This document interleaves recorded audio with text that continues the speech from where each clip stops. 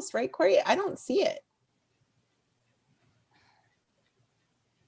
That's really weird. Can I reclaim host from you? Or Yeah, can you make me host? Yeah, let me make you host. Yeah, and it's like, normally there's the option to add the interpreter in the email, or like, you know, on the Zoom platform. Oh, here.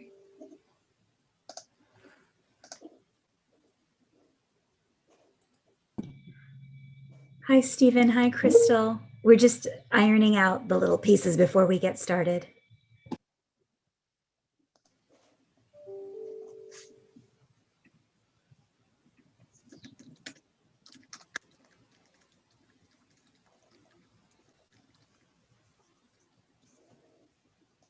Excuse me, Corey?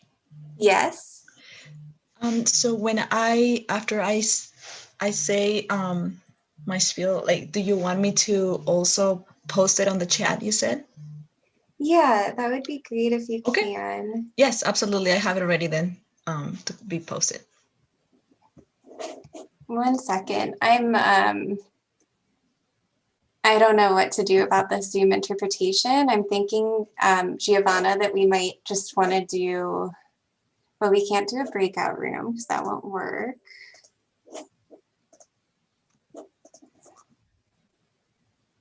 Do a separate room, you said? Yeah, but that won't work, huh? Because we won't have the audio. Right, and those I can channel. only do consecutively. Yeah, I can't do simultaneous.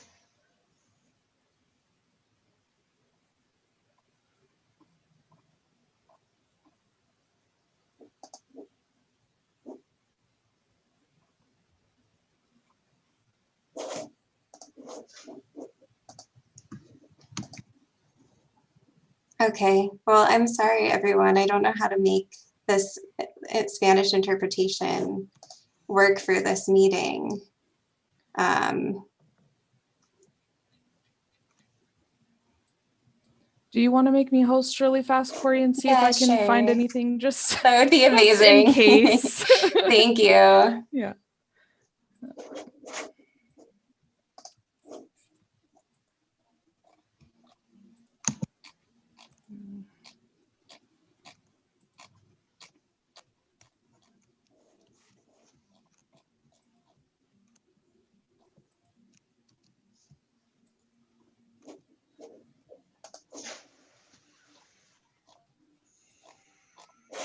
I don't see it either. And there's nothing you said in the actual event.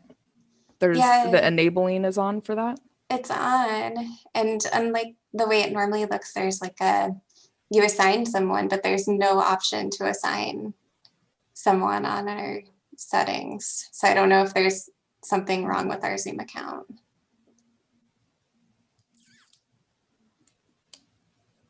Yeah.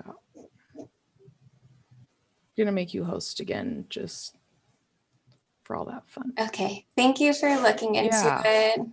Okay, Christina, I'm gonna make you host, the musical host.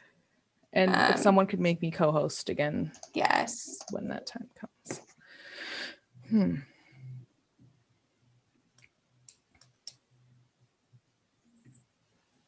The only option I could think of, which would not be fun, but it's the only thing I can think of right now, is to stop the meeting and restart it.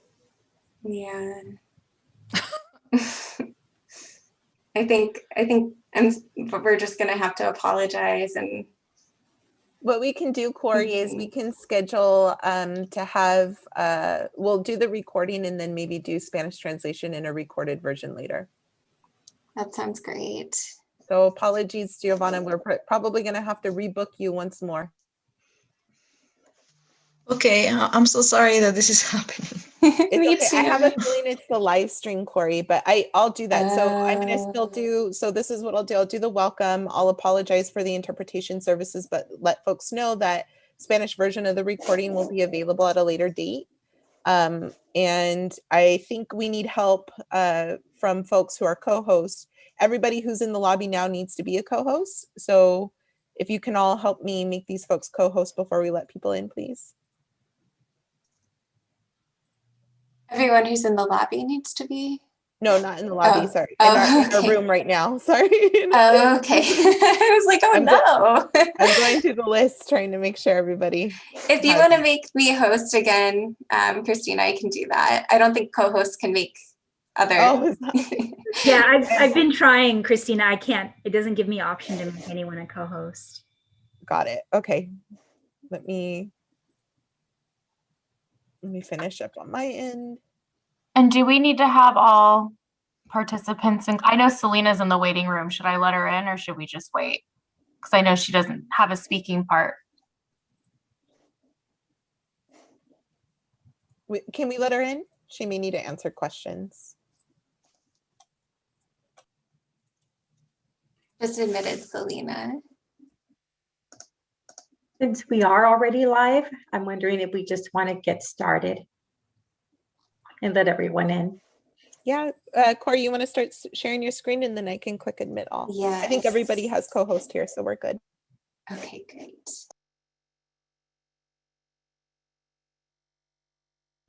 All right, I'll go ahead and admit everyone.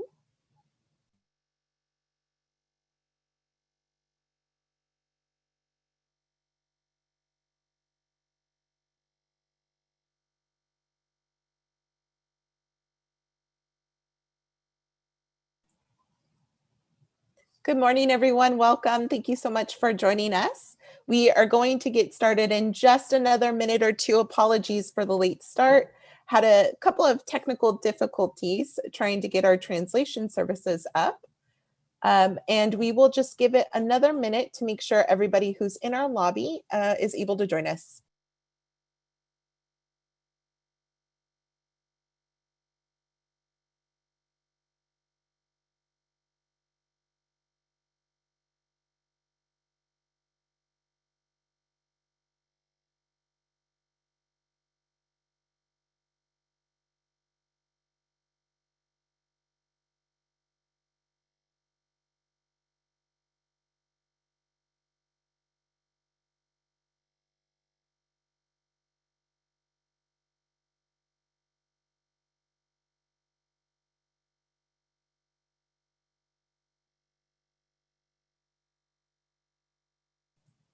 Good morning, everyone. Welcome. We still have quite a few people joining us from the lobby.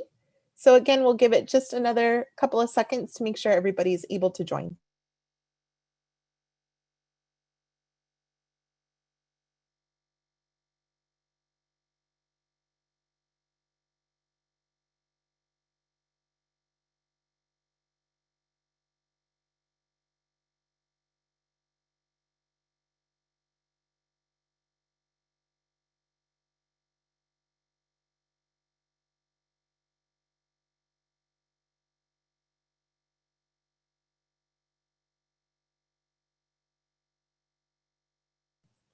Perfect. Good morning again, everyone. It looks like we have the vast majority of the folks who are in our lobby joining us now. So again, thank you so much for joining us for today's Child Care and Development Transition Contractor meeting.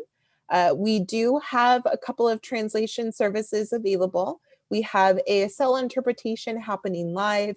We also have closed captioning. We did experience a little bit of a technical glitch with our translation services for our Spanish translator. We unfortunately will not be able to provide live Spanish translations for the call today, but we will be recording this session and we'll have a Spanish version of the recorded session live and available for folks shortly after this call. Again, apologies for that technical glitch. Working really hard to try and fix it on the back end. So hopefully we'll be able to launch that during this call. Again, if not, we will have that Spanish recording available for folks afterwards. Also, just want to share that this session is being broadcasted live on YouTube. We have quite a few folks joining us, well over 1,000 participants likely. And so because of that, I just want to make sure that this is accessible for everyone.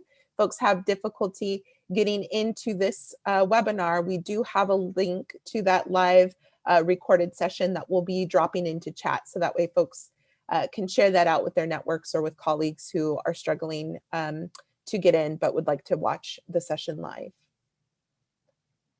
With that, Corey, if we can go into the next slide, please.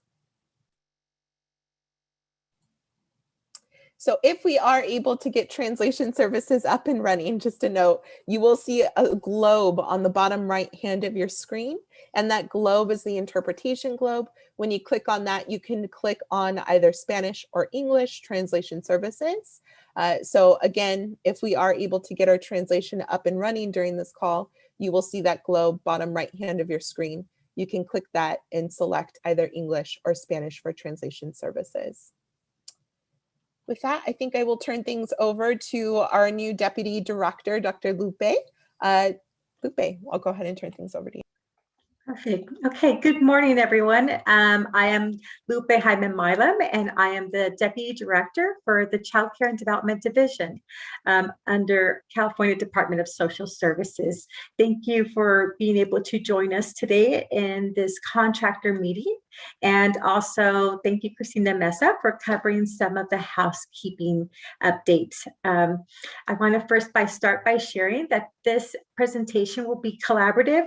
We will have several different departments co-presenting with us, not only our CDE partners, Director Steve Profiter, as well as other CDSS staff members that will also support the information of this presentation. Again, welcome again to the contractor meeting. And at CDSS, we just want to thank you for your partnership during this transition. We're almost at July 1st when the operations for this partnership when the operations will shift over to CDSS. So it's just around the corner. This will be the first of 2 meetings focused around contracts before the transition occurs. Today will be the first one. We have the second one that is on June 24th. Before we get started, I want to highlight that, as you are aware, CDSS is committed to incorporating a whole child, whole family approach to services, whereby the needs of the children and the parents, including their educational needs, are considered simultaneously in order to have a greater impact on both generations. The purpose of our time together today is to summarize how these processes will be transitioned over into us and their associated timeline. Our partnership with CDE has enabled us to establish priorities to mitigate disruption to services and operations, as well as payments to providers once the transition officially occurs. After July 1st, CDE and CDSS will continue to work together to finalize systems development, reporting requirements, and administrative processes. CDSS will communicate with stakeholders and the workforce before changing any processes or requirements.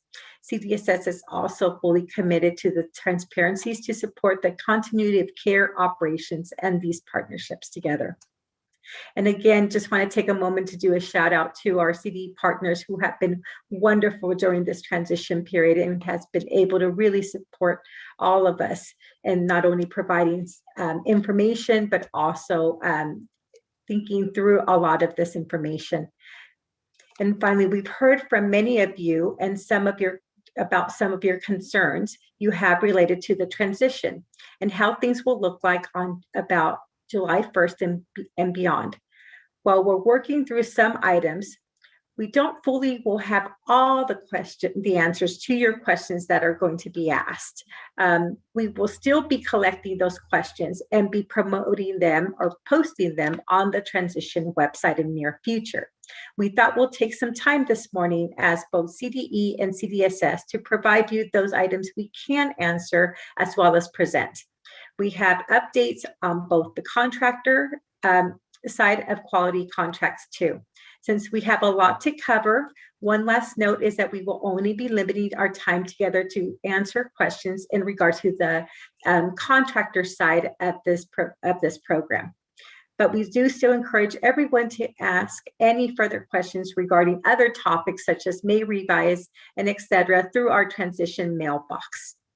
Again, now I appreciate our time together, and I will turn it over to Jennifer, who will cover the agenda for our time together. Next slide, please. Oh, I'm sorry, this is the slide. Thank you. Good morning, everyone. My name is Jennifer Hernandez, and I am the Deputy over the Family Engagement and Empowerment Division, which will be the new home as of July 1st of the Child and Adult Care Food Program. Welcome to our conversation this morning. I'd like to quickly review our agenda.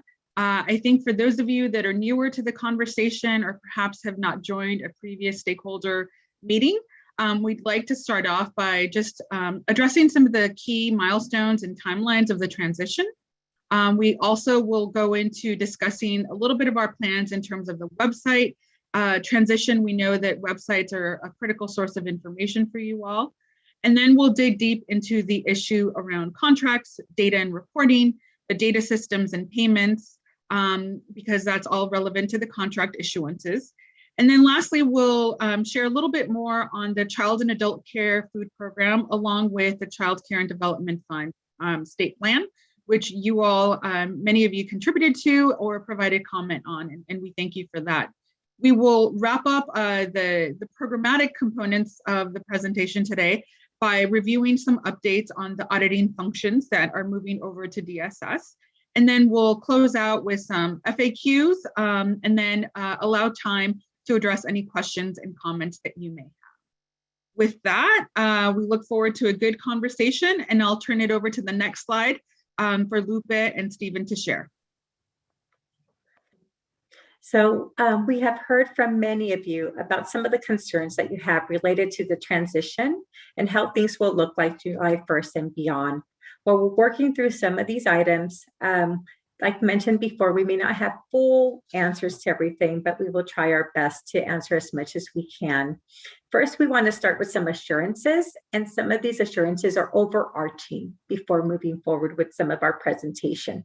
The first assurance I'd like to be able to cover is contracts, and then I'll also have our partner CDE Director Steve talk about also some other assurances in addition that have to do with data system and payments. So let's start with the contracts then. Initial fiscal year 21-22 contract processing.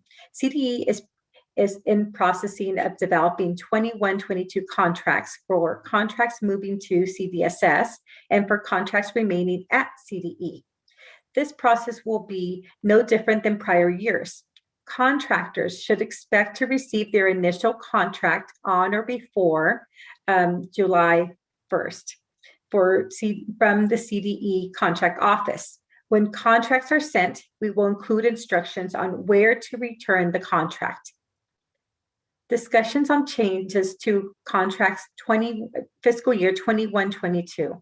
While there will be no changes to the assurances of initial contracts, CDE and CDSS are both looking at opportunities to continue to streamline administrative processes, both from the contractor standpoint and also at the state level. And we'll talk about some of those updates moving forward. And we'll help to move these contracts and payments more quickly. We're working together to keep ongoing processes as similar as possible, so not to create confusion. We're looking forward to sharing more on this in the upcoming month on our next meeting, but hopefully today we can cover quite a few of this information.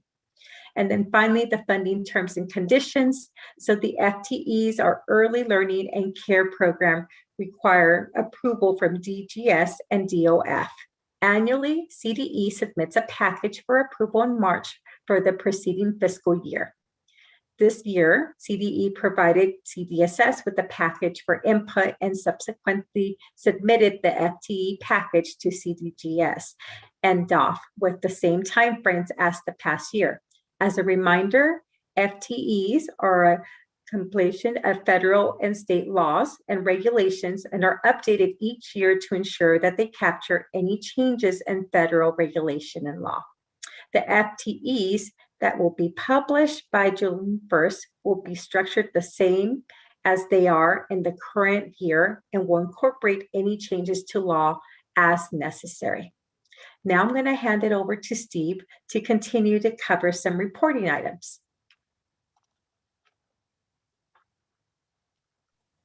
Wonderful. Thank you, Lupe, and welcome. Good morning, everybody. So as Lupe had mentioned, we've heard from many of you concerns about the transition of many programs to CDSS and what that means to work with both departments. So we at CDE are fully mindful of the administrative impact, and as part of our guiding principles as CDE and CDSS work together, we're looking at ways to how to continue to mitigate impact. So I'm going to cover a couple of our data systems. Those of you who are CDE contractors currently should be familiar with. So first, early learning and care contractors that hold a state preschool, a general child care, a migrant centers, or a contract to serve children with severe disabilities.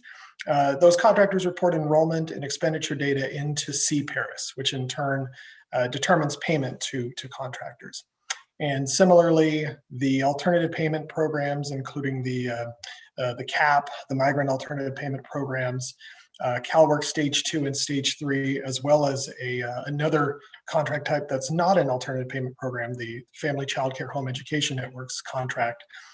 Those contractors submit caseload and expenditure data into what's called the AP CalWORKs database, which in turn determines payment to the contractor. So both CDE and CDSS are in the process of working on or entering into an agreement, which will allow CDSS to use the CDE reporting systems, including these two systems.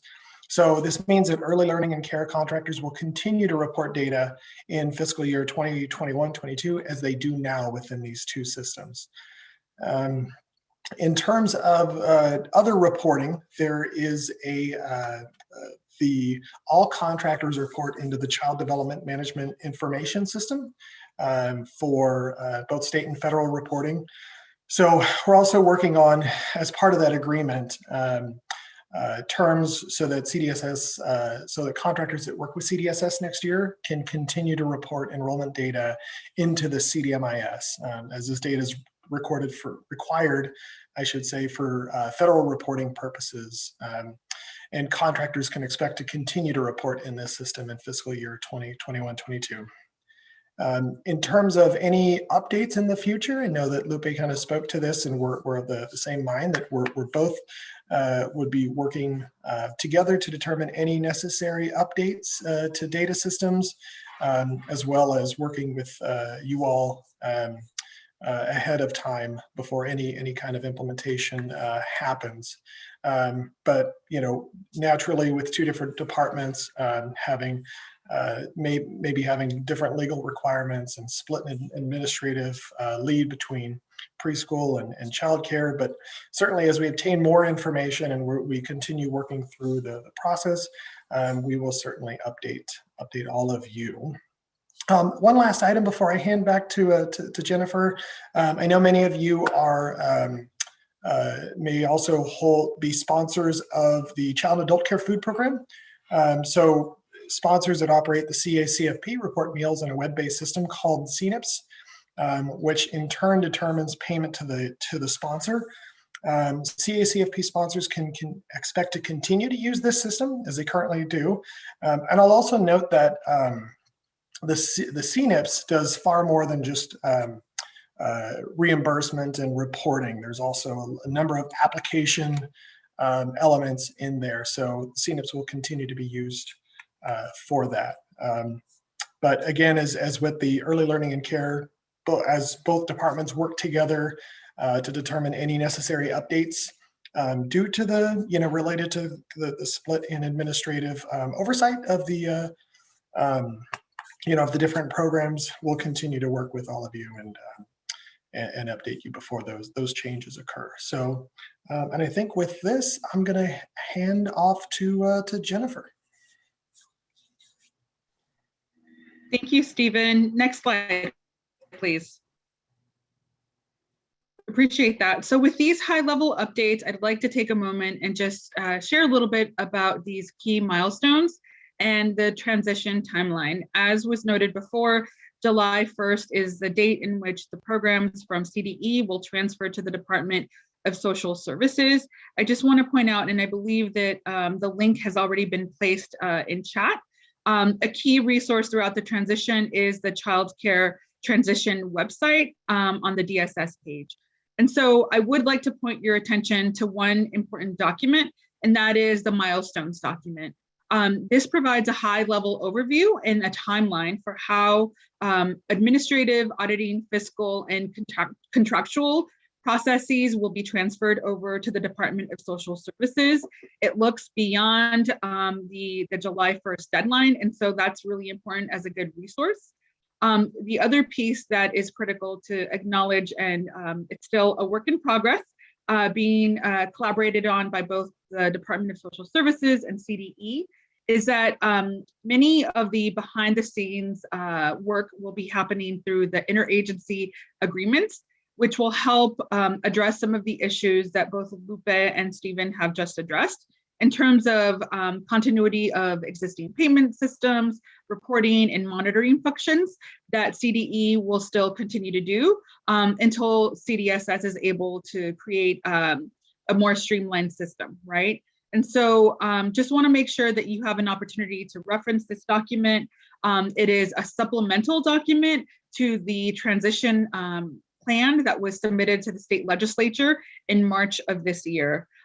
So please make sure you take a moment to look at that for additional information. With that, we'll go to the next slide. In addition to the Child Care Transition website, we also recognize that there is a lot of content that currently exists on the CDE webpage.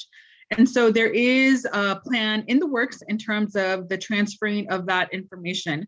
And I see that in the chat, there have already been questions addressing this. So first and foremost, we are working to transfer web content and create a new landing page for the Child Care and Development and the Child and Adult Care Food Program on the DSS website. And so these landing pages will include information that is currently on the CDE website. In addition to that, we know that there is timely information necessary for the 2021-22 contracts. And so a landing page is being developed with that information.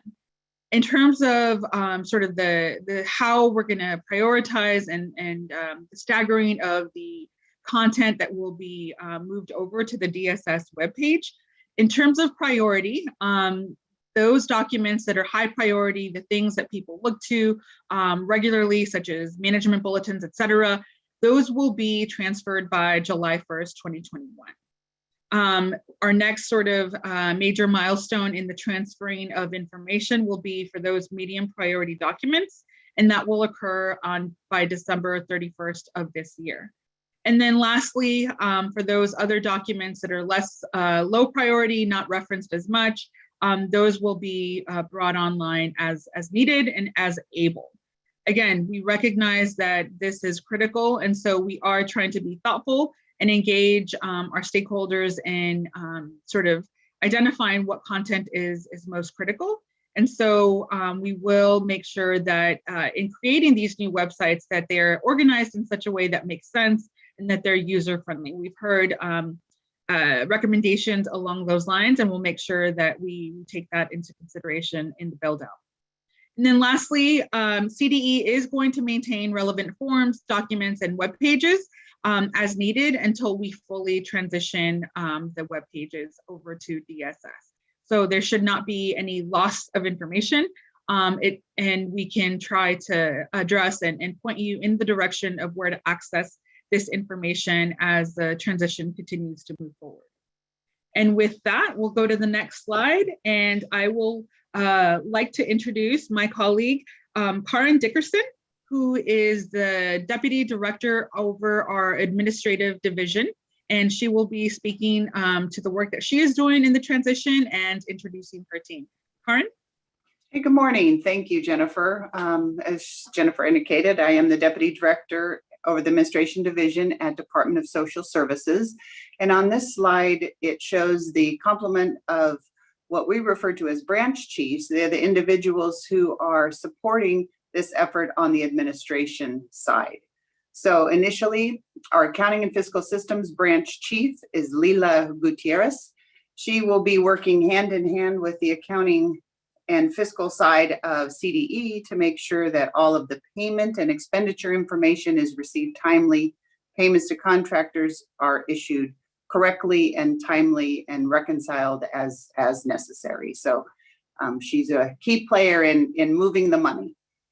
Our financial management and contracts branch chief, Nathan Hart, you will hear from him later in the presentation. He will be walking through some of the contracts, the processes that we have in place, the very close collaboration with CDE on making all of this work, and some of the potential improvements and enhancements that we're hoping to put in place going forward. So this is an area that we have found is very complex.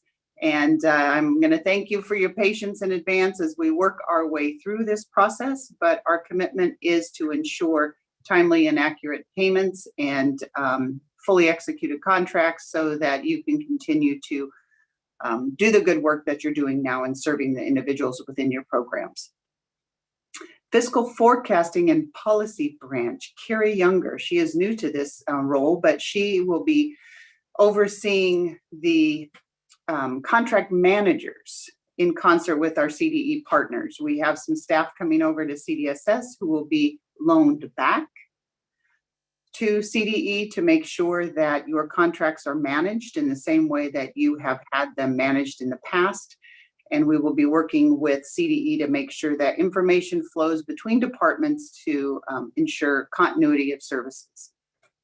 Human Resource Branch Chief Tracy Gilkey, she is really helping with filling vacancies and moving staff over from CDE to CDSS so we can ensure that we have adequate staff across the board to support all of the programs moving over to the department. Our Management Staff Services Branch Chief, Kyle Weber, he is involved in facilities and also issuing equipment and providing other services to CDE staff moving over, again, to make sure that there's continuity in services and no gaps. Debbie Richardson, who's the Chief of our Office of Audit Services, you'll be hearing from later in the presentation as well, as the audit function is moving over to CDSS, and she will go into more detail to describe how that will look post July 1st. All right, well, thank you all very much. We do look forward to working with you. We know July 1 is right around the corner, and this has been a tremendous collaboration with CDE, and I want to thank our CDE partners for their support prior to July 1 and an ongoing basis, because this is going to be, we're going to be joined at the hip to make sure that all of this works without a hitch. So thank you all very much. Jennifer?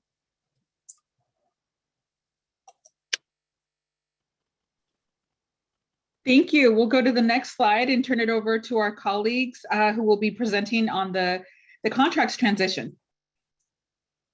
Thank you and good morning, everybody. My name is Nathan Hart. I'm the Chief of the Financial Management and Contracts Branch here at CDSS. I know during the next couple of slides, there's going to be a lot of information that's presented. So if you could, do try to hold on to your questions until the end of the presentation, because a lot of the questions that you do bring up may get answered in subsequent slides. I also do want to reiterate what was talked about earlier in the fact that throughout this transition, our key goal has been little to no impact on providers through this transition. So we're really trying to ensure that you as the provider community have zero gaps in service and are able to perform the amazing work that you do on a continuous basis with no impact due to this transition. So in regards to that, CDSS, as I noted, we're really committed to ensuring a smooth transition. And to help facilitate that, for the 21-22 agreements, CDE has agreed to work with the vendors in order to execute those agreements under the current processes. After, they're going to do that work until July 9th. After July 9th, we're going to consider that the official transition date. At that point and going forward, vendors will be working with CDSS staff directly. What you can expect post-transition is that overall, CDSS is really trying to follow the same form, format, and structure that CDE currently provides regarding the contracting process. We wanted to ensure that post-transition, you follow a similar format that you do currently to ensure that there's no disruptions. We are also coordinating post-transition to ensure that there are minimal to no impacts. So please rest assured that even though the transition is going to happen, there is going to be continued collaboration behind the scenes to ensure that there are no impacts to you as the vendor community. Next slide, please. We are, during this transition, also looking for opportunities to make updates to the agreement with a focus on ensuring a streamlining process and reduce the amount of administrative workload and burden that you have as vendors during the contracting process. So we're exploring many enhancements, but there are a few items that have been operationalized for the 21-22 agreements that I did want to overview at this time. So the first, which is very exciting for us, is that agreements will be automatically renewed. That means that upon meeting the review requirements as you currently go through, once you do complete that compliance review, your contracts will be automatically renewed for an additional year with updated funding amounts. This is really aimed to try to reduce the amount of administrative workload that is involved with continuing contracts and providing that new renewal. It's a very exciting. We're excited to be able to roll it out, and more information will be provided in the FTs and Cs. Next slide, please. We're also looking at being able to remove some of the delays in payments associated with the September update. So in that, we have updated the agreements to allow adjusted amounts to be provided through an allocation letter as opposed to a formal contract amendment. Currently, there is the September amendment process that happens after bargaining. We've changed the process to allow an amendment to happen through an allocation method. That means that you will be provided with the updated funding amount after the bargaining agreements have completed and not have to go through a formal amendment, which we think is a very exciting process. This is really going to be able to, again, reduce the administrative burden and really allow for funding amounts to change quicker and you to get your money faster. So really in reducing any delays. In that similar vein, we're looking at being able to reduce administrative burdens by allowing funding terms and conditions to be changed without a formal amendment, as well as program requirements to be changed without a formal amendment. Again, this information is going to be available online. It is going to be communicated to you, but when these changes happen, you're not going to have to go through a formal amendment process, which can be long and delay execution as well as delay the time in which you receive your funds. Next slide, please. There is current funding flexibility that we are dedicated to ensuring continues after the transition of programs. So currently, providers that have a general childcare and preschool agreement have flexibility to be able to move funds between those agreements.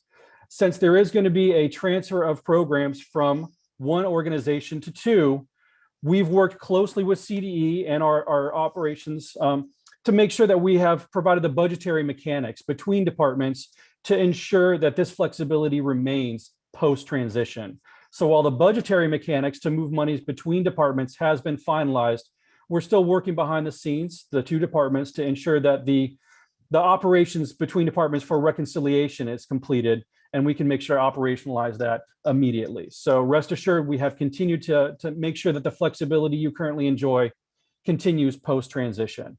And again, the goal for all of this is a seamless transition to ensure that there's no impact on the provider community post-transition as opposed to beforehand. Next slide, please. So as I noted, after July 9th, you're going to be working with CDSS employees. So after that point in time, CDSS is primarily an electronic organization. So we are encouraging all contractors to sign and submit their agreements electronically. Signed contracts can be mailed to the email address provided, childcarecontracts@dss.ca.gov. Or if you want to continue mailing hard copy, you can go ahead and do that. Although we do encourage electronic submissions, seeing that it does provide some seamless transition as well as some efficiencies in the contracts and execution process. But again, we are going to accept hard copy. So if you are interested in providing a hard copy, you can go do so and mail to the address provided on the screen. Next slide, please. As noted before, all the information is going to be available on the contract's terms and conditions on the associated website. We're going to be posting because we want to make sure that information is available to you all the time. We want ensuring transparency throughout this process. So if you have questions, want information, please go to that contract's terms and conditions website. Contractors right now are encouraged to reach out to their current contract manager for program-related questions.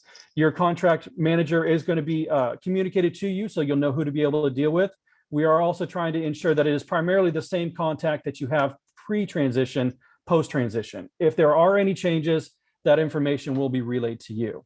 If you do have administrative questions in regards to the CDSS contracts process, please contact Simone Dumas. She is my contracts bureau chief at the telephone number or email address below. She'll be able to answer any questions, and we all can collaboratively make sure that this is a smooth transition for all with no delay and impact, and ensure that you can continue to do the great work that you do for the communities that you serve. Next slide, please. So with that, that's the contracting aspect. We'll go ahead and move on to the invoicing and payments portion of the presentation. So thank you for your time. Morning, everyone. Jolene Allgood. I'm one of the bureau chiefs in the fiscal forecasting and policy branch. A lot of what you see on the next couple slides is just going to reiterate what Lupe and Steve shared in the beginning about emphasizing the continuity and the seamless transition of all the work that we do today. So specifically on invoicing and payments, CDE is going to continue issuing the payments for the child and adult care food program sponsors through the end of the federal fiscal year. So in the next federal fiscal year, that payment process will go through DSS, but for the first quarter, it's going to remain at CDE. All of the child development and child care programs will have payments issued by DSS starting July 1. So the contractors and sponsor payments will be issued in the same fashion that you're used to having them issued through CDE. Payment process is going to end up in a hard check that's going to be processed and sent through the state controller's office in the beginning of the transition. After the first quarter of the year, the goal is to split up caseloads a little bit differently, and so you'll start having 2 fiscal contacts to represent the programs at DSS and at CDE. Next slide. For data and reporting, the CDMIS and CPARIS remain at CDE, and CDSS is going to be developing a new data solution over the next couple of years. We'll be working together to make sure that the data is transferred between the departments and everything continues to function as needed to get the daily work done. CDE is going to complete the federal financial reporting for all programs for this federal fiscal year, ending in September 2021. In the next federal fiscal year, DSS will be taking over all the federal financial reporting responsibilities. Moving forward. Next slide, please. So a little more specifics on the data systems and payments. This slide is focused on the child care and development contractors. But really the story that we're telling here is things should remain the same for you. So the 2 departments are entering into data agreements to make sure that data can transfer as needed. If you're a contractor utilizing CPARIS to input your data, you will continue doing that. And if you use the AP CalWorks database, the online portal, you'll continue entering your data there as well. And the departments will continue to work together to make sure that this is occurring as seamless as possible. Next slide, please. And this slide is specific on the same issue for the nutrition program. So for the child and adult care food program, sponsors can expect to continue utilizing CNIPS as they do today. And the departments are working together to ensure that there'll be minimal disruptions to the CNIPS sponsors.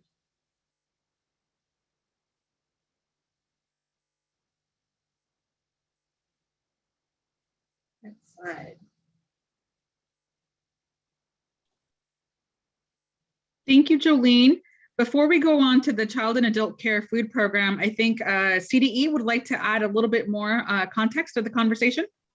Thank you so much, Jennifer. So just to build off of what Nathan had shared before about the automatic renewal, I think we're really thankful that CDSS kind of thought this was a great idea too, and just as as part of our our continuing improvement model that we have at CDE. We'll continue to look at things like this, and as we work with CDSS on implementing other improvements. So really exciting stuff. Thank you, Jennifer. Thank you, Stephen. Okay, so bringing it back to the Child and Adult Care Food Program. Thank you again. Just wanted to share a few quick updates on where we are with the transition. Just yesterday, we posted our recruitment for the vacant career executive appointment position, which is the chief that would oversee the Child and Adult Care Food Program at the Department of Social Services. So I'll paste that announcement in the chat, and hopefully you can share with your networks. We're definitely looking for someone to lead this team as they transfer over.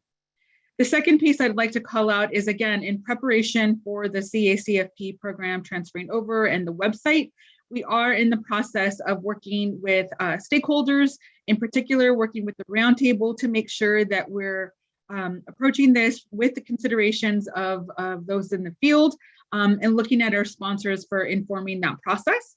And we would like to provide a communication and develop this toolkit to help assist in that transfer of programs. And then lastly, I would say that we'll continue to host some of the web content. CDE will continue to host some of the web content on the CDE side for the program. And then in particular, I think folks have been asking a lot of questions around the CACFP online trainings. And so CDE will be supporting us in this effort until the content is able to migrate over to the Department of Social Services. So we know how critical that ongoing training is, and there is something in place to ensure that that continues to happen in the interim. With that, we'll go on to the next slide. All right, I'll turn it over to you, Lupe. Thank you. And before jumping on this slide, I do want to also share that currently CDSS is working with CDE. And we have a work group that is labeled Communication Work Group. And that group is solely focused on continuing to work through future guidance to this group and our stakeholders in regards to cross topics across our different contracts. So for instance, I think there was some comments and or questions in regards to purchasing, which happens sometimes across both Title V's programs or pilots or voluntary transfer, et cetera. And so please know that some of these we may not be able to answer today, but we do have a work group that continues to work on these. And as we have information, we will continue to release that either by CDE's bi-weekly meetings or by our next June meeting, or in between during our frequently asked questions. So, and you can look for the frequently asked questions in the transition website. That is set aside for that too. So check on that frequently because it's something that we're constantly updating too. So for this slide then, I just want to remind everyone that a lot of these points were covered by Nathan previously, and so much of these points also have to do with quality contracts also. But we're specifically going to talk about also block grants because we know that is something that there may be some questions on. So block grants itself, CDSS, as you know, will be one of the lead, it will be the lead agency for those particular contracts, and in this case, the Child Care and Development Block Grant, that is also through much of it through our state plan that is due to be submitted on July 1st, that we have already submitted. Also, we'll call out that much of our quality contracts fall within them. And that, and so appreciate that the stakeholders were able to provide us a lot of feedback in regards to having that drafted and being able to submit on time. The administration for the Children and Families, ACF, will approve the state plan between July 1st and September 20th, and we will be on target for that too. The other piece that I'd like to cover on this is after July 1st, CDE will be available to CDSS for consultation and support regarding the state plan to ensure that there is a smooth transition, as well as being able to make sure that we're thinking of the state plan holistically across the age band. And another note that I also want to discuss in regards to the Child Care and Development Block Grant is that specifically there is 1 or 2 contracts that we know that CDE is set to submit out to the group, and that is the QCC block grant itself. We are waiting for one piece of information, which is the setup of the QCC mailbox, which will in the future hopefully be qcc@dss.ca.gov. Once that mailbox is officially set up, we can share with our CD partners, and then we'll be able to release then the update application that the contractors normally submit back to us. So stay tuned, that should be coming soon. And now I'm going to turn it over to Debbie and audits.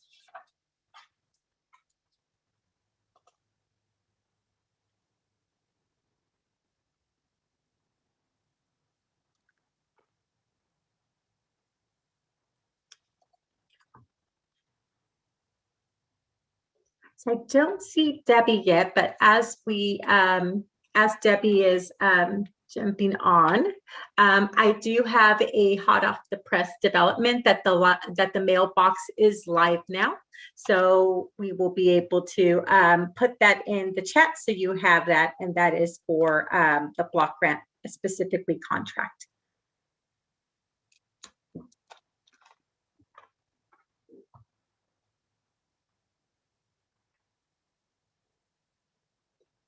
Karen, are you able to support us with auditing? I am. I know Debbie was having some technical difficulties earlier in the day, so maybe she still is. Again, this is Karen Dickerson, and the auditing Office of Audit Services is in my portfolio. So both departments, CDE and CDSS, we have been meeting regularly and will be continuing to do so through this transition to really understand how the auditing process works for all programs that are coming over. We will be taking over the functions on July 1st, and we are looking to transition our auditing function to the teammate cloud system after October. We are working to get that software on premises and be able to transfer the information over accordingly. So I do believe that the audit groups are pretty much coming over as is. It is somewhat of a lift and shift from an organizational perspective. So we're not anticipating much change in that area. It will simply be under the CDSS umbrella. That's all I have. Thank you.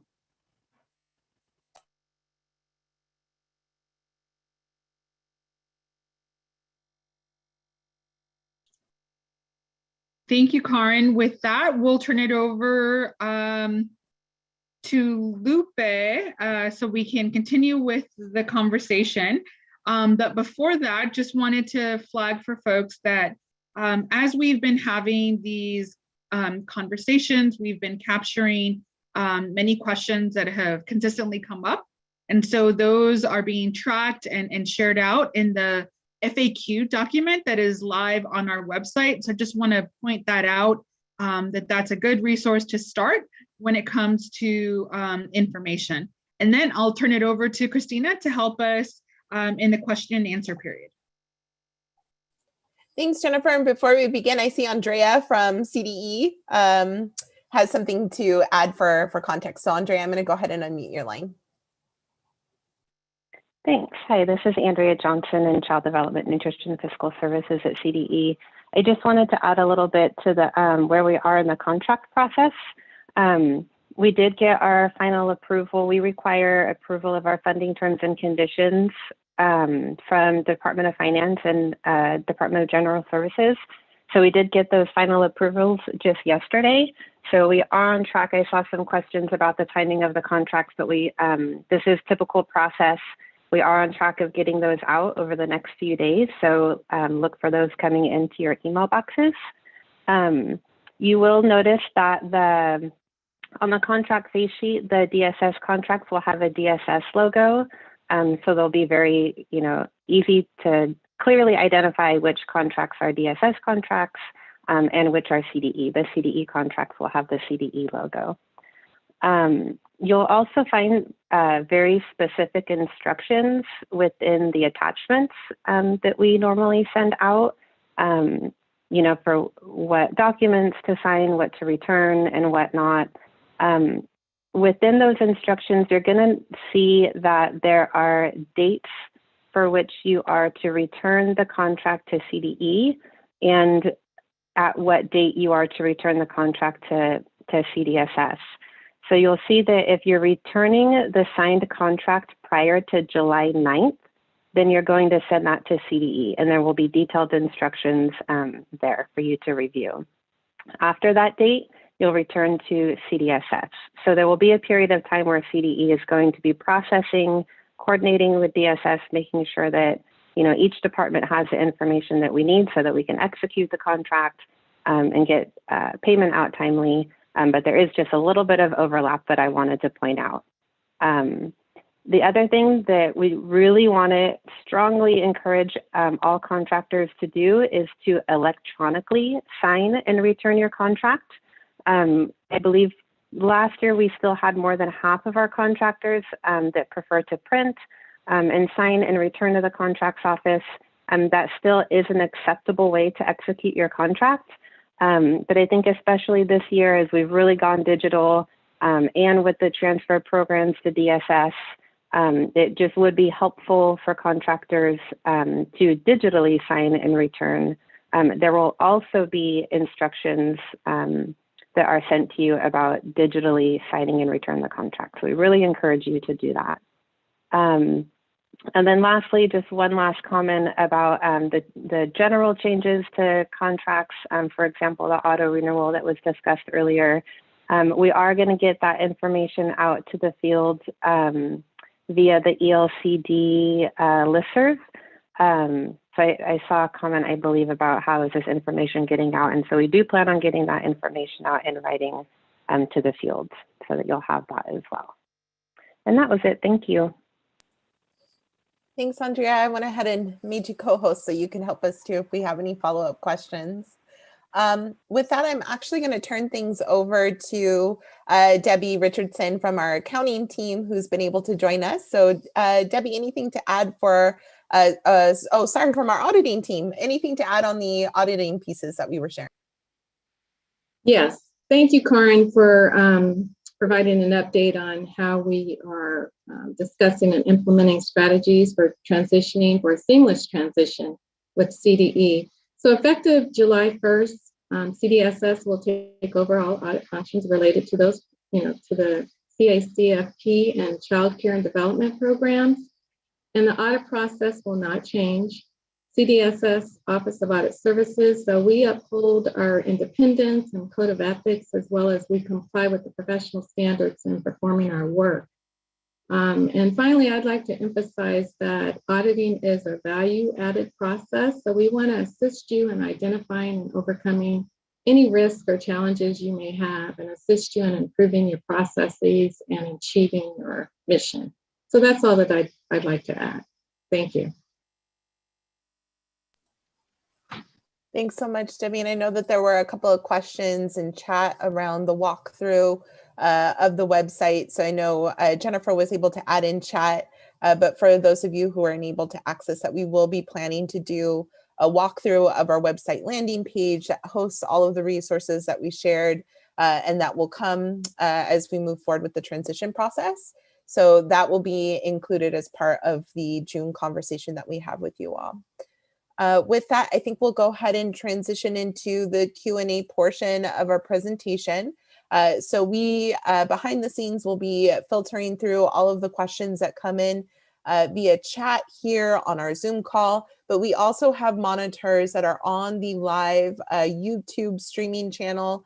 So if you enter questions on that platform, we'll still be able to address those, hoping to get through as many as possible in this conversation, recognizing the time we have left in the call and the amount of questions that have come in so far. So we'll make sure that we address any outstanding questions as part of follow-up and in our upcoming presentation and call with you all in June. With that, if you'd like to ask your question, please enter your question via chat, again, here on Zoom or on our live YouTube platform. We will also be taking some verbal questions. So if you would prefer, or if you'd like to ask your question directly to us, under the reactions button that you see on the bottom right hand of your screen, if you click on those reactions, you'll be able to see the raise hand feature. When you raise your hand, we'll go ahead and call your name and we can unmute your line on our end. So again, if you click on that reactions button on the bottom right hand of your screen, you should be able to see that raise hand feature and you can select that. That'll raise your hand and notify us that you'd like to ask a question, and then we'll unmute your line on our end. So with that, we'll give folks just another minute or two to enter your questions via chat or raise your hand, and then we'll start to go through those questions with the team that we have on the line today. Thank you.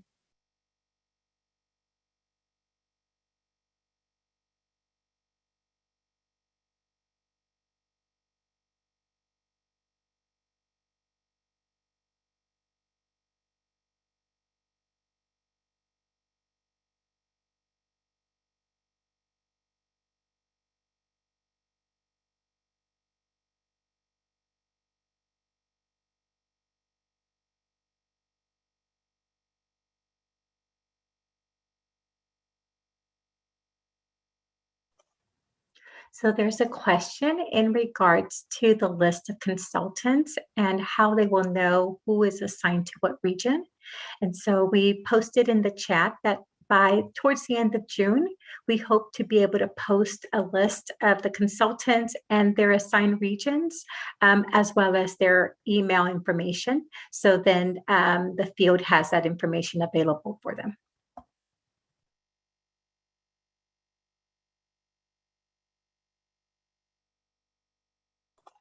There was also a question in regards to any changes to the apportionment schedule, specifically to CCTR.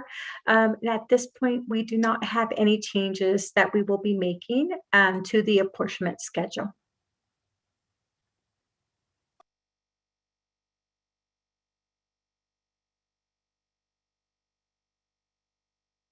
Lupe, can I add to that on the apportionment schedule?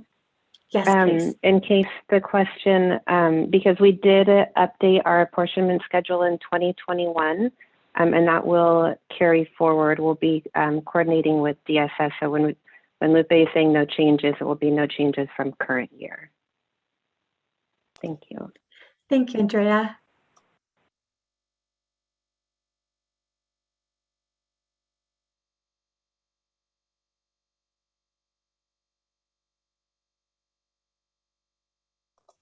There's also a question from Mayra que preguntó una pregunta en español.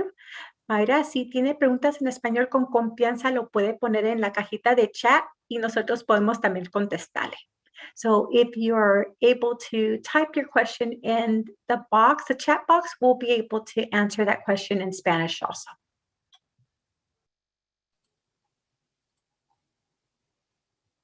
Thanks, Lupe. We have a few raised hands. So again, if you'd like to ask your question verbally, you can use the raise hand feature. I'm going to go ahead, Lupe, if it's okay, and go to a couple of the raised hand questions. So first we have Melanie Slug. Apologies if I get your name wrong, Melanie. I'm going to go ahead and unmute your line.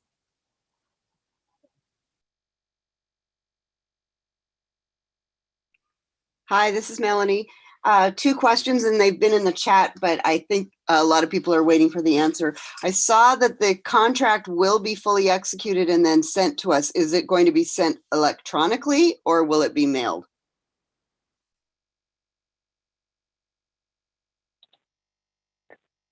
So for CDE, I can respond that it will be sent back in the manner that it was provided to CDE. So if you send it electronically, it will be sent back electronically.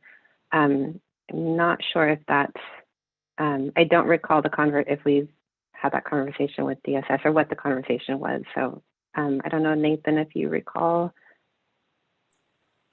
I can't say we've had that specific conversation, but I would, as I noted earlier, we're primarily an electronic organization.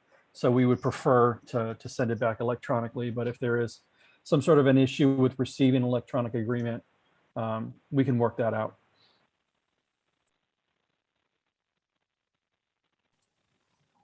Thanks, Andrea. Thanks, Nathan. We have another question in chat from Myra Mendoza. Myra, I'm going to go ahead and unmute your line.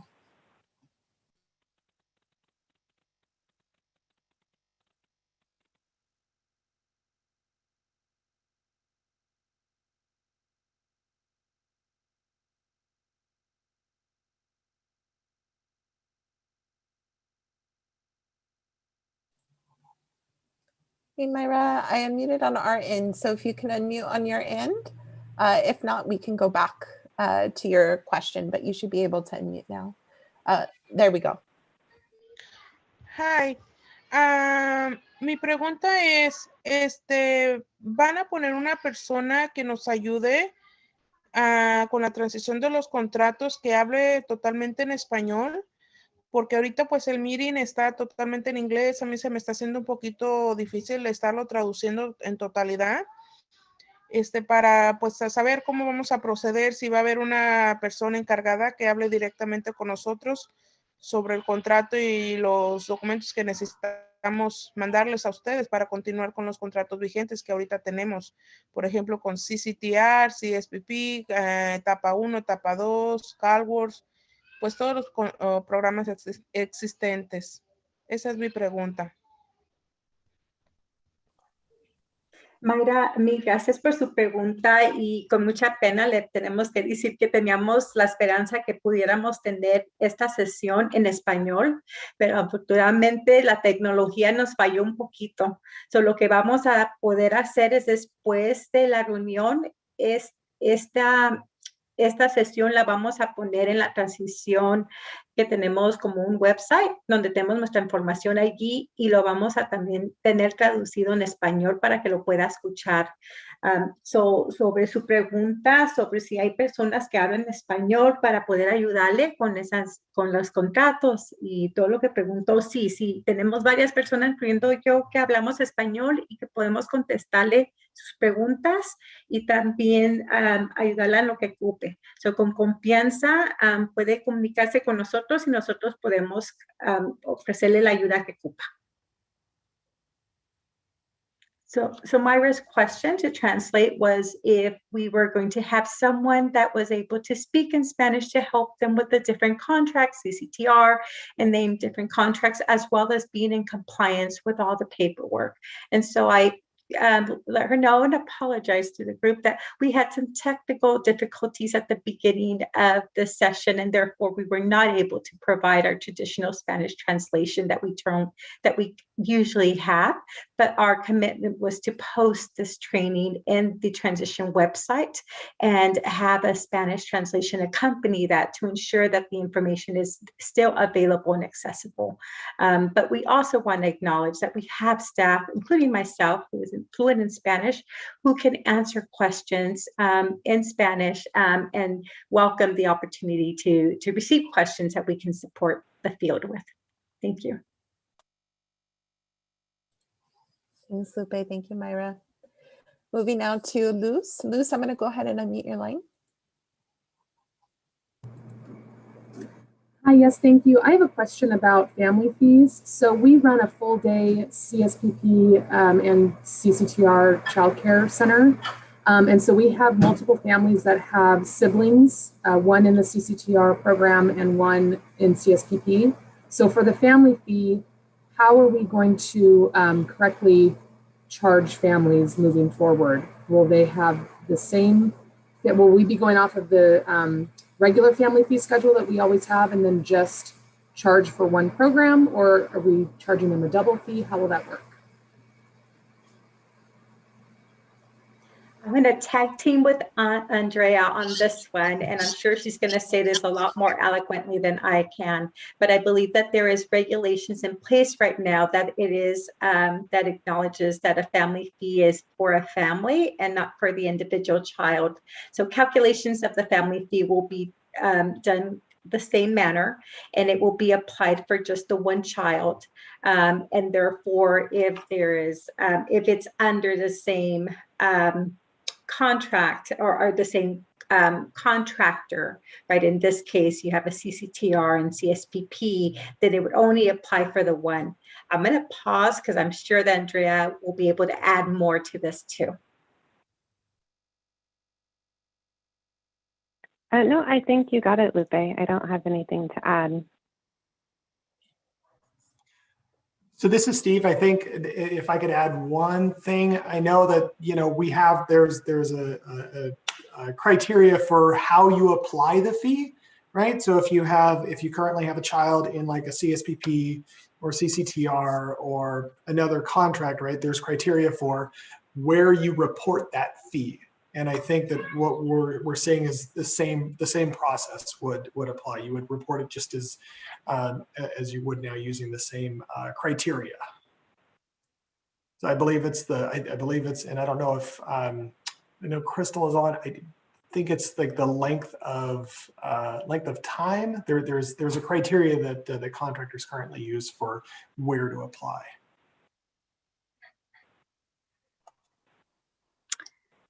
Yeah, so the child who is enrolled for the largest number of hours during the month is how the fee is assessed. And I'm not sure about reporting. Thank you, Luz. She just answered the question.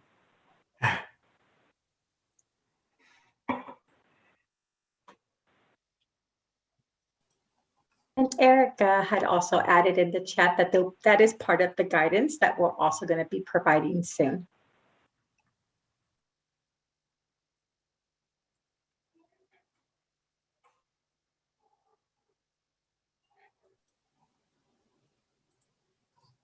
Thank you, Lupe. Thanks, Stephen. It looks like we have a couple of more raised hand questions. I'm going to move to Becky. Becky, I'm going to go ahead and unmute your line. Hi, we have a reserve account and I want to know how this transition is going to affect our reserve.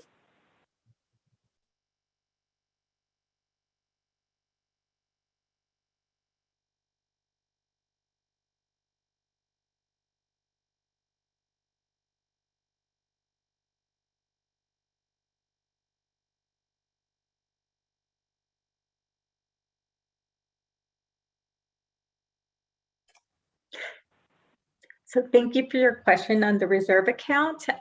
We are just having a side conversation to make sure that, because it is part of the conversations that we're having, but I don't believe that we yet are ready to provide guidance yet. But just want to make sure that I have not misspoken in regards to that. But please know that that is something that we're going to address.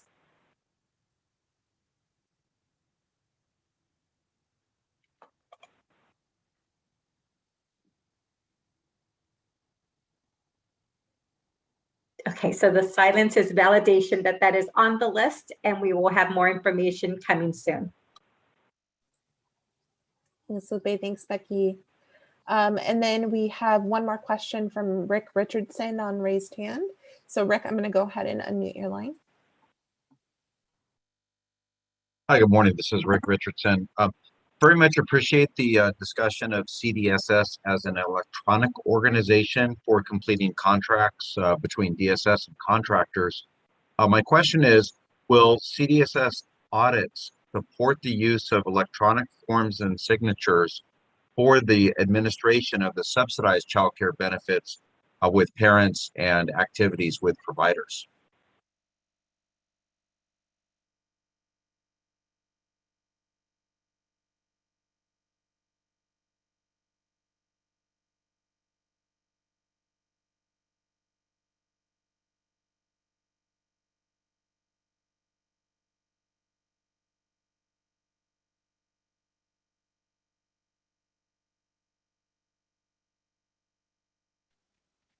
This is Debbie Richardson from Audits. We will provide you with an answer. I don't have the answer to that at this moment, but I will provide you with an answer probably within the next week or so.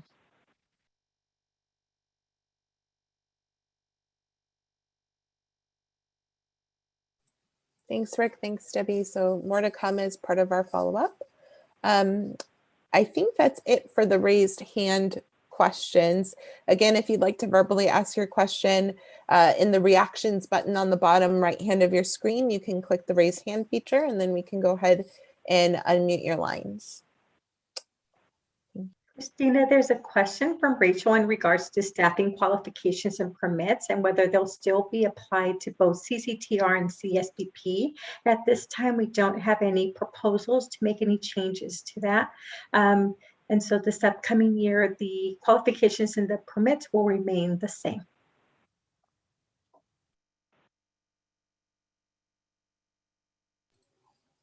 Thanks, Lupe.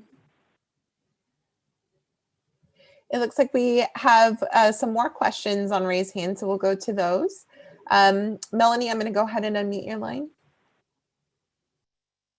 Hi, thank you. One question about the reporting. I saw it several times in the chat. Is it going to still be quarterly or monthly for fiscal and attendance?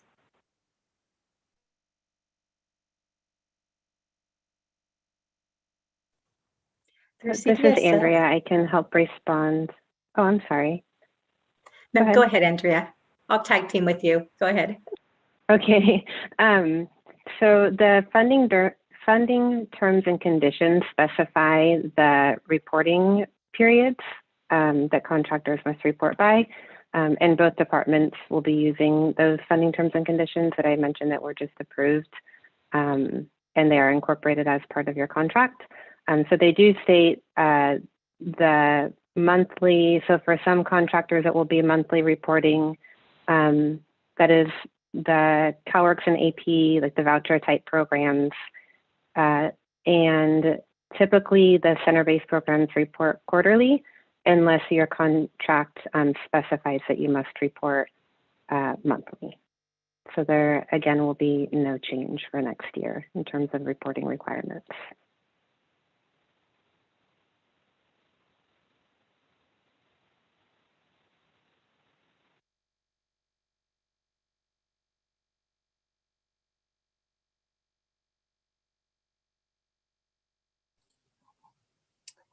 Thanks, Andrea. We have one more question from Luce. Luce, I'm going to go ahead and unmute your line.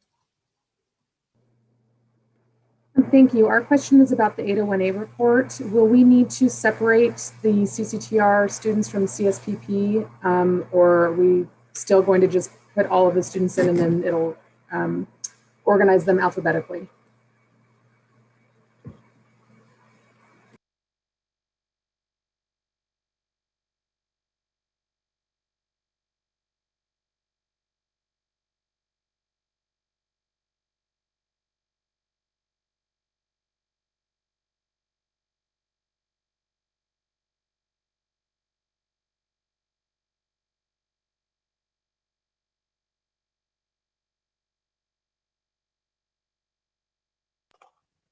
So I believe at this time we're still discussing in regards to having to remain no change as one submission, but that might be something that we may have to circle back and provide you more information in June as we're just thinking through some more logistics.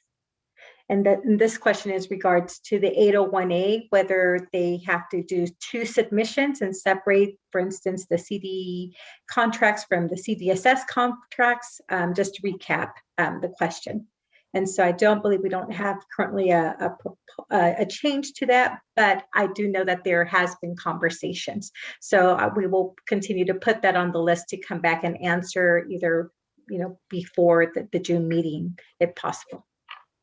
Thank you for the recap on that, Lupe. So I think that's one of the things that we're working to address through the agreement between CDE and CDSS, so that there continues to be a single point of entry into CDMIS. So regardless of whether you have a state preschool or another contract, you would still have the same, the goal is to have the same reporting.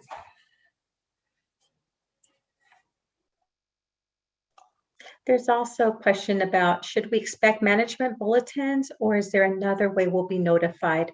So for CDSS, we will have our versions of the management bulletin, and we're almost finalizing the name, which I smile because we've never thought that that would be such an important key piece of this. And so we'll do an unveiling of what the name is for our versions of management bulletins, and then that would be our form of notification to the field.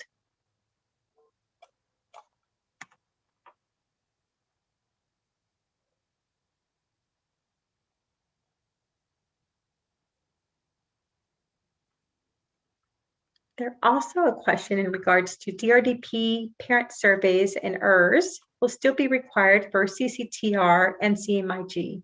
And yes, that is correct. There's currently no proposed changes to that. And so that would still be effective July 1st, will continue under the CDSS administration.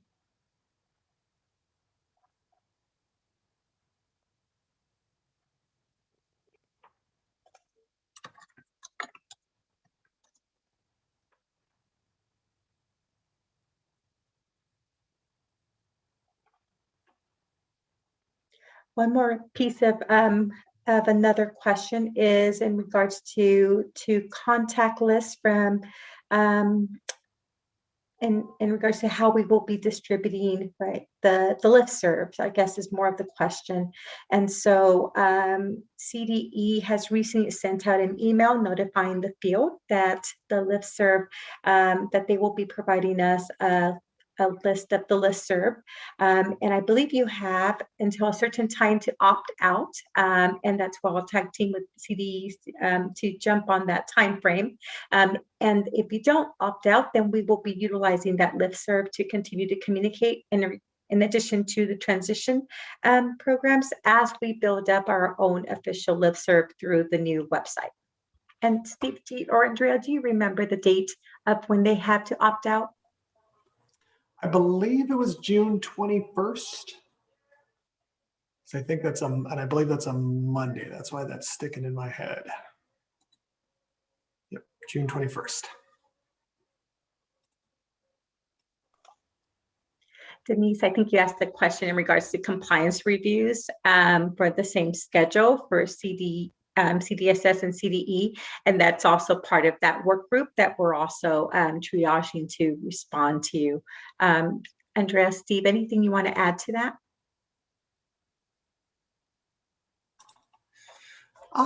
Nothing more, I don't think. I know Crystal's on as well, and I know she's dropped in the chat a couple places where, you know, our joint work together around, you know, those areas that impact programs, contractors that work with both departments.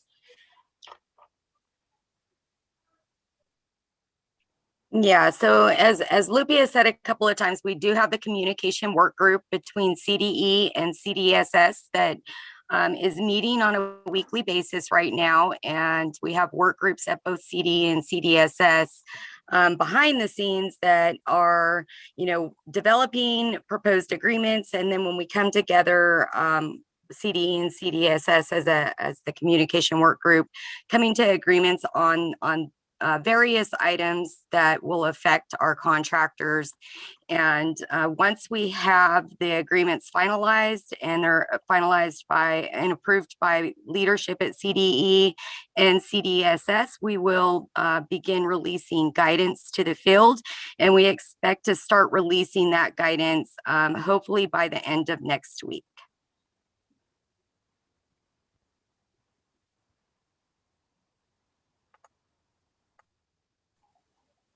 Thanks, Crystal. Before we move into the last couple of raised hand questions that have come in, there is another technical question in chat around sending out the listserv email again for folks. So we'll take that back again. We've got our CDE counterparts on the line today for that group. But then also as a reminder, we have a listserv that we're building around the childcare transition.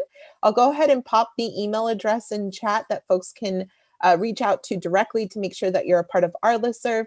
Anyone who's a part of our listserv through the transition process will also be notified of future things related to some of the guidance that we'll be pushing out, the new iteration of management bulletins that Lupe just spoke to. So our email address is cctransition@dss.ca.gov. Again, I'll go ahead and add that email to chat for folks. And then also we've got a couple of raised hands. So I'm going to go to Tanya Pryor. Tanya, I'm going to go ahead and unmute your line.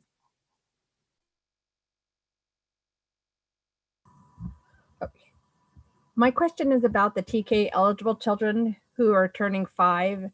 Are we able to still transition them to CCTR or must they go now to TK?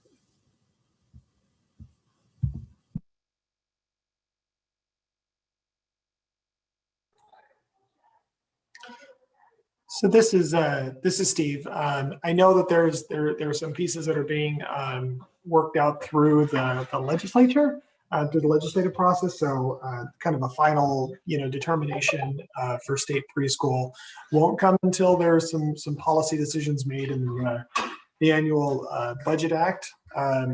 But the age definitions for say 3 and 4 year old children, those apply to state preschool. So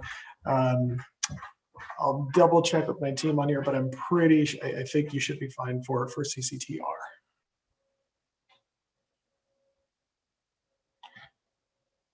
But again, as I'm saying that, and just kind of the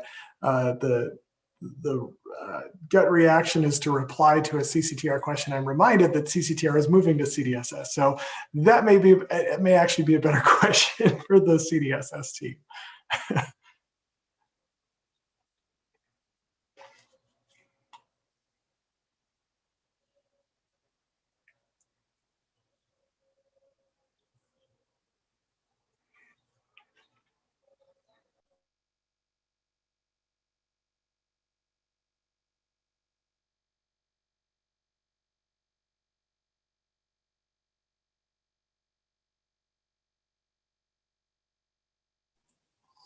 Thanks, Stephen. Hearing the silence, it sounds like we will add this to our follow-up list as well.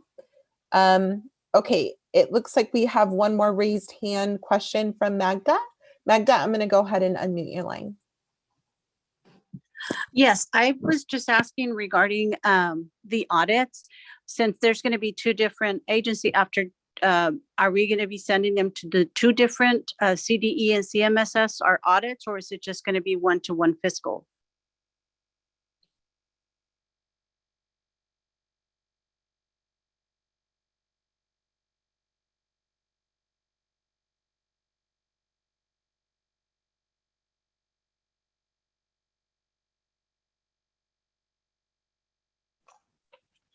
So this is Debbie from CDSS Audits. So the CPA independent audit reports, they will go to both CDSS and CDE.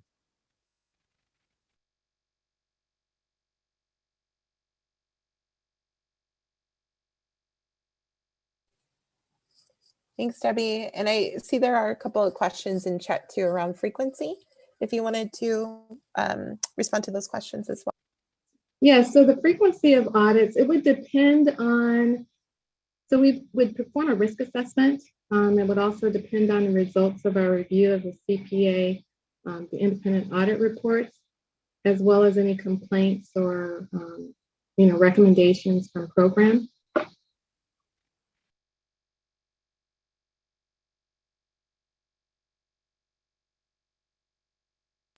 Thanks, Debbie. And recognizing that we are just about at time, there are a significant amount of questions that have come in through chat here in Zoom as well as on our YouTube channel. I know we have a couple of raised hands still, so if you'd like to still ask your question, please enter those in chat. We will be taking all of the questions that we were not able to get to and build out a follow-up FAQ document to share with you all.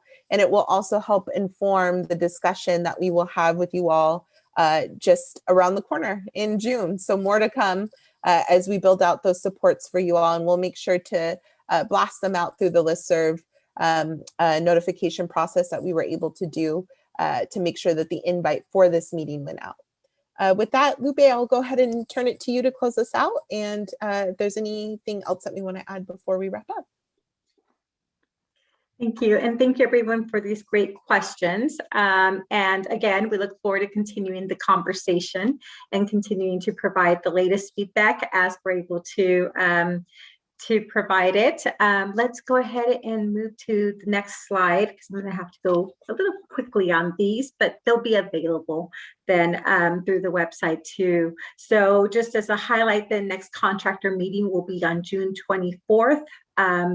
And we will also have the contracts officially transfer over July 1st, 2021. And we will also have a release of the web page available with more information on July 1st, 2021. In the meantime, the information will be posted on the transition website. And so make sure that you're checking that as well as other opportunities for engagement. Let's go to the next slide. So finally, let me thank all of you for joining us today. These are just some frequently questions that individuals were asking in the chat that could have got lost with all the great suggestions and questions that were asked. And so just want to make sure that you have there the transition website information as well as the email box that you can send to us in case you have any additional questions. Again, we will be downloading all these questions and continuing to work through them and update them and post them on the transition website as a form of communication. And again, I want to thank both the CDS team as well as the CDE team for joining us today and being able to support this moment, as well as many of you that have been part of this journey this upcoming year that have not only provided some great ideas for post July 1st, but also have really detailed to us some details that we want to make sure don't get slipped through the cracks on making sure this transition is seamless. So appreciate the time we have together, and we will conclude our session. And so shout out again to CDE for joining us too. We will leave the chat open for a little bit in case anyone has any last questions that we would like to be able to capture in the chat, and hope you enjoy your day. Thank you for your time.